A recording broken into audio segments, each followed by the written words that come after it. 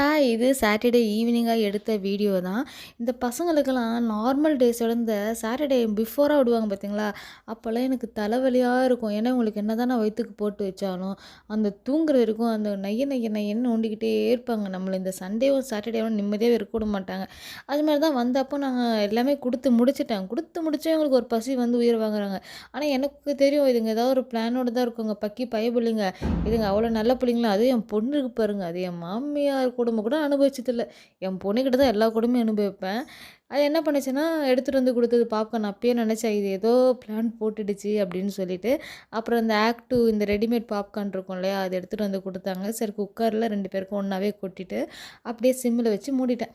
அது நல்லா படன்னு வெடிஞ்சு தள்ளி விட்டுடுச்சு. அதுக்கப்புறமா எடுத்து, இதில வேற பவுல் ஒரே மாரி இருக்கணும், ஒரே ஈக்குவலா இருக்கணும். 1 இன்ச்சு கூட ஏறக்கூடாது. நம்ம என்ன மெஷர்மெண்ட்டா கையில வச்சுன்னு திரிய முடியும். அதுக்கேத்த மாரி 2 பவுலும் ஒண்ணா ஒரே மாரி தேடி கண்டுபிடிச்சு எடுத்து 2 பேருக்கும் ஈக்குவலா கொட்டி அந்த பவுடர் அதுவும் கண்ணு முன்னாடியே பண்ணணும் இது எல்லாமே.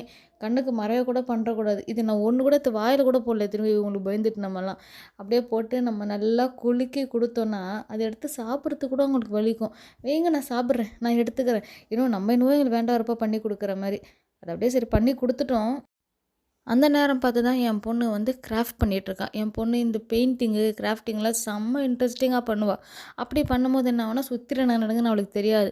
அத பண்ணி எடுத்துட்டு போய் வச்சா, "வைங்க நான் பொறுமையா சாப்பிட்றேன்" அப்படின்னா. எனக்கு செம்ம காண்டாயிடுச்சு. டியூஷனுக்கு வேற டைம் ஆகுது. என்ன வேலை செய்ய விடாம செஞ்சு குடுக்க சொன்னா சாப்பிடலன்னு சொல்லிட்டு, திட்டினோனே 2 பேரும் சாப்பிட்டுட்டாங்க. சாப்பிட்டு 2 பேரையும் அப்படியே கிளப்பி விட்டுட்டேன். "தயவுசெய்து டியூஷன் போயிடுங்க நீங்க. இதுக்கப்புறம் இருந்தா வேலைக்கு ஆவாது. நான் விளக்கேத்தணும்னு" சொல்லி டியூஷனுக்கு அனுப்பி விட்டுட்டேன். அப்படியே நமக்கும் தொண்டை கொஞ்சம் சரியில்ல. கொஞ்சம் இன்னைக்கு அதனால தான் இப்படி இருக்கு. இன்னைக்கான வீடியோ இவ்வளோ தான். நாளைக்கு என்னன்னு பார்ப்போம். பாய்.